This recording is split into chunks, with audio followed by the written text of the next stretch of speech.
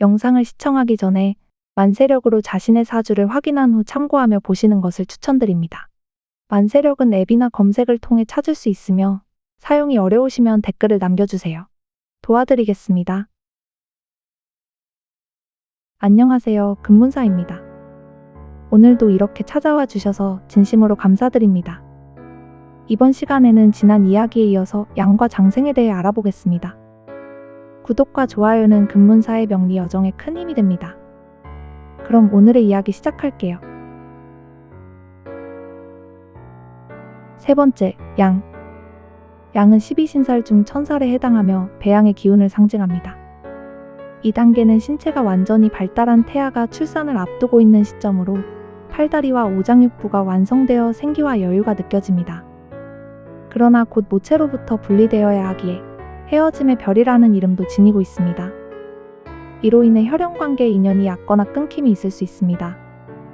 양은 임산부의 만삭 상태처럼 물질적으로 풍요로우며 타고난 재물을 상징해 상속과도 연결됩니다. 따라서 제복이 있는 사람은 성품이 원만하고 낙천적이며 호가명에 다재다능한 팔방미인이 많습니다. 동식물을 잘 키우고 양육이나 발전, 육성에 자연스럽게 끌립니다. 특히 신앙이나 교육 관련 일에 관심이 많고 실제로 교육자적 기질이 강한 경우가 많습니다. 양은 기본적으로 제복과 재능을 겸비해 발전 가능성이 무궁하지만 큰 사업보다는 누군가를 돌보거나 가르치는 일에 더 어울립니다. 고민을 많이 하고 순리대로 움직이기에 시작은 느릴 수 있으나 시간이 지날수록 점점 운이 트이는 특성이 있습니다. 적성에 맞는 직업으로는 유경사업, 할인업, 종교 관련 일, 자선사업 등이 있습니다. 사주에 양이 있으면 기본적으로 의식주가 넉넉하나 양이 충이나 형을 만나면 빙의와 같은 현상을 겪기도 합니다. 반면 형충 속에서 의외의 재물을 얻게 되는 횡재수가 생기기도 하며 특히 축술 미형살이 작용할 경우 관제구설 등의 고통을 겪을 수 있습니다. 양이 들어있는 60갑자 일주는 갑술일주, 을미일주, 경진일주, 신축일주입니다. 양의 기운이 사주에 내 기둥, 연지, 월지, 일지, 시지에 있을 때를 해석해드리겠습니다. 연지에 양이 있으면 양자나 입양의 운명이 생길 수 있습니다.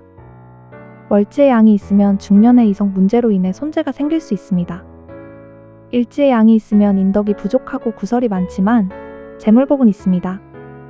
시지에 양이 있으면 자식과의 인연이 옅어 함께 살지 못할 수 있습니다. 다음으로 양의 기운이 식성에 미치는 영향에 대해 말씀드리겠습니다. 비겁에 양이 있으면 형제 입양 또는 교육 사업과 관련된 관심을 보입니다. 식상에 양이 있으면 베푸는 삶, 신앙심이 깊으며 여자는 독설과 기질과 강한 자립성이 있습니다. 재성에 양이 있으면 제복이 좋고 교육 등을 통해 공덕을 쌓는 삶을 살 가능성이 높습니다. 관성에 양이 있으면 여자는 무능한 남편을 대신해 가정을 부양하는 경우가 많습니다. 인성에 양이 있으면 신앙체질이며 만학도 기질이 강해 교육과 인연이 깊음. 교육, 원예, 할인업 종사식이랍니다. 다음으로는 네 번째, 생입니다.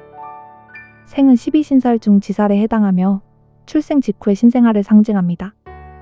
막 태어난 아기가 울음을 터뜨리는 그 순간 세상에 생명이 시작되며 순수하고 맑은 기운이 흐릅니다.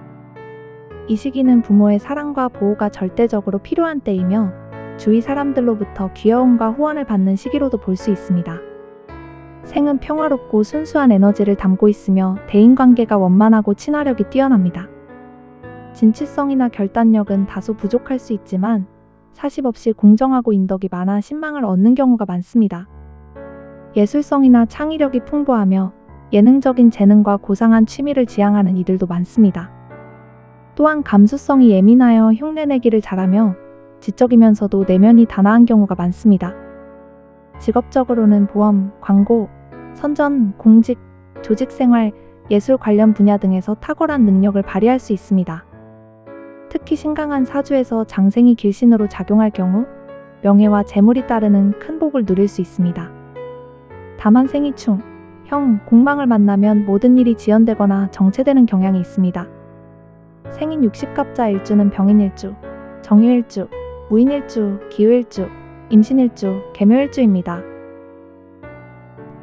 생의 기운이 사주인의 기둥, 연지, 월지, 일지, 시지에 있을 때를 해석해드리겠습니다. 연지의 생이 있으면 조상의 도움을 받습니다. 월지의 생이 있으면 형제간 정이 깊고 중년 이후 복이 따릅니다. 일지의 생이 있으면 배우자 덕이 있으며 특히 남자는 아내의 내조로 인해 사회적 성공을 이룹니다. 시지의 생이 있으면 자식이 똑똑하고 효성이 깊으며 말년에 복이 풍성합니다. 다음으로 생의 기운이 십성에 미치는 영향에 대해 말씀드리겠습니다. 비겁의 생이 있으면 과시욕이 있으나 형제간 우애가 좋고 활동적입니다. 식상의 생이 있으면 자비롭고 동정심이 깊지만 약간 이기적인 면이 있습니다. 여자의 경우 똑똑한 자식을 두고 원거리 인연이 있습니다. 재성의 생이 있으면 여자는 남편의 경제력에 만족하지 못해 사회활동을 활발히 하며 남자는 좋은 배우자를 만납니다. 관성의 생이 있으면 여자는 능력 있는 남편을 만나지만 떨어져 지내는 경우가 있습니다. 인성의 생이 있으면 귀인의 도움을 받고 총명하며 교육자로서 성공합니다.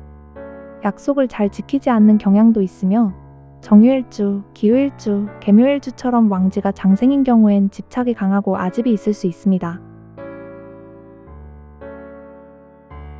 지금까지 양과 생의 기운에 대해 이야기 나누었습니다.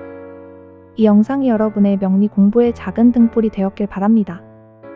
금문사에서는 앞으로도 삶의 흐름을 함께 배우고 마음을 나누는 시간을 이어가고자 합니다. 좋아요와 구독은 저희에게 큰 힘이 되며 댓글로 궁금한 점이나 느낀 점을 남겨주시면 언제나 반갑게 읽고 있습니다. 오늘도 평안한 하루 보내시고 다음 영상에서 다시 뵙겠습니다. 감사합니다.